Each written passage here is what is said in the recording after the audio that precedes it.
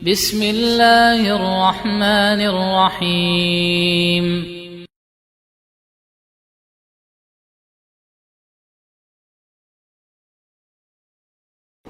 Wala taqtulun nafsal lati harramallahu illa bilhaq.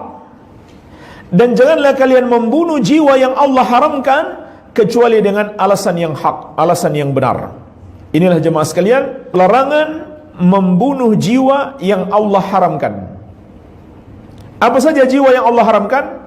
Ada 4 jiwa. Yang pertama, jiwa seorang mukmin. Dan inilah pembunuhan yang terbesar dosanya.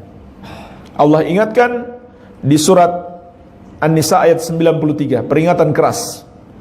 Wa may yaqtul mu'mina muta'ammidan fajaza'uhu jahannamu khalidan fiha wa ghadiballahu alaihi wa la'anahu wa a'adda lahu 'adaban 'azima. Dan barang siapa membunuh seorang mukmin dengan sengaja. Perhatikan jemaah sekalian ayat ini. Barang siapa membunuh seorang mukmin dengan sengaja. Dan mukmin itu terbagi 2. Mukmin yang kuat imannya dan mukmin yang lemah imannya. Mukmin yang rajin ibadah dan mukmin yang suka berbuat dosa. Tapi dia masih mukmin. Kenapa dia masih mukmin? Dia tidak melakukan dosa kesyirikan dan kekafiran. Sama-sama, enggak boleh dibunuh. Maka siapa yang membunuhnya dengan sengaja, kata Allah, Allah akan timpakan kepadanya 5 hukuman. Yang pertama, fajaza'uhu jahannam. Hukumannya adalah neraka jahanam. Akan diazab dalam waktu yang sangat lama. Ini yang kedua. Yang ketiga, Allah murka kepadanya. Yang keempat, Allah melaknatnya. Yang kelima, Allah telah menyiapkan untuknya azab yang besar. Ini disebutkan dalam surat An-Nisa ayat 93.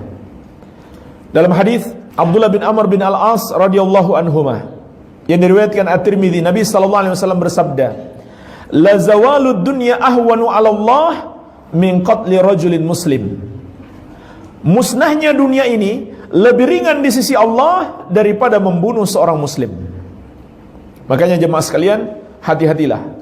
Jangan sampai kita melakukan satu perbuatan yang bisa menyebabkan hilangnya nyawa seorang muslim. Hati-hati. Ini yang pertama, jiwa seorang muslim.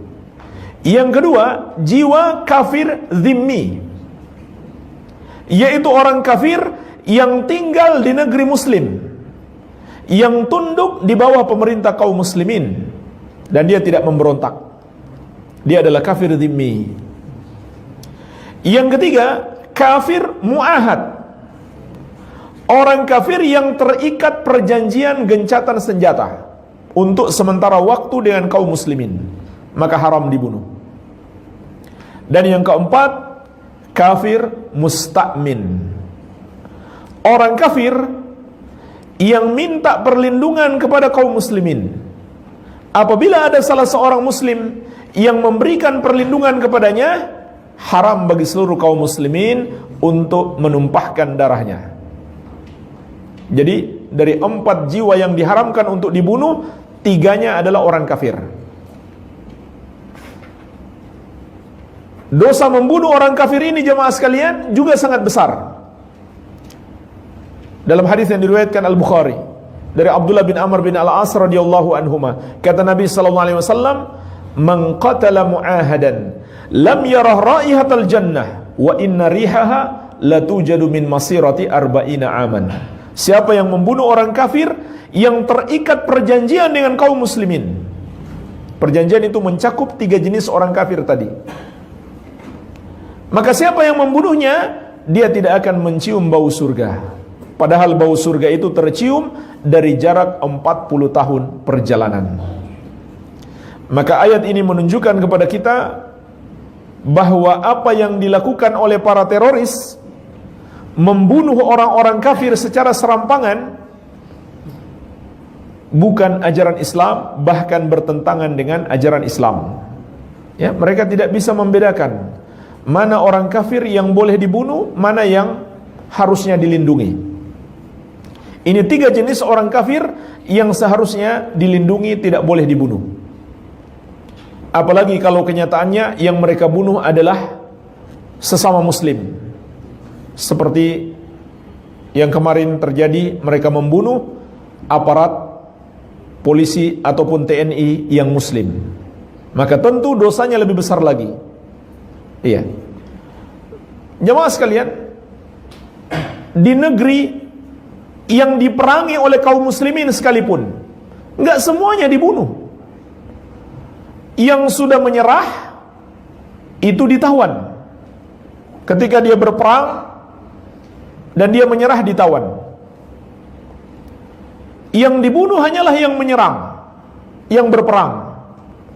Orang tua, anak-anak, wanita yang tidak ikut berperang tidak boleh dibunuh. Tapi apa yang mereka lakukan? Masuk ke gereja, langsung lempar bom. Siapa yang mati? Semua mati.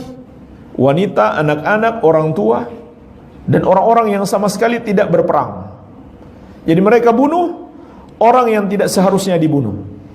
Maka ayat yang mulia ini mengingatkan kita, jangan kalian membunuh jiwa yang Allah haramkan.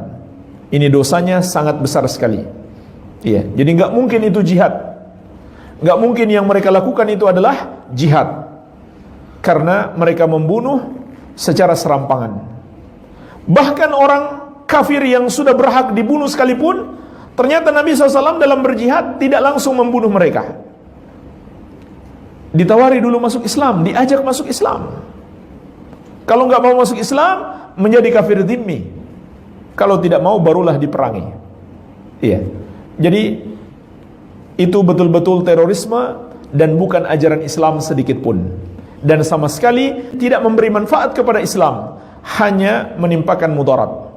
Orang-orang yang memusuhi Islam kemudian memanfaatkan kesempatan untuk menjelek-jelekkan Islam dan untuk menjelek-jelekkan orang yang mengamalkan Islam. Kata mereka, yang semangat belajar Islam, mengamalkan sunnah, ada ciri-ciri atau bibit-bibit teroris. Mereka manfaatkan kesempatan karena ada aksi-aksi terorisme.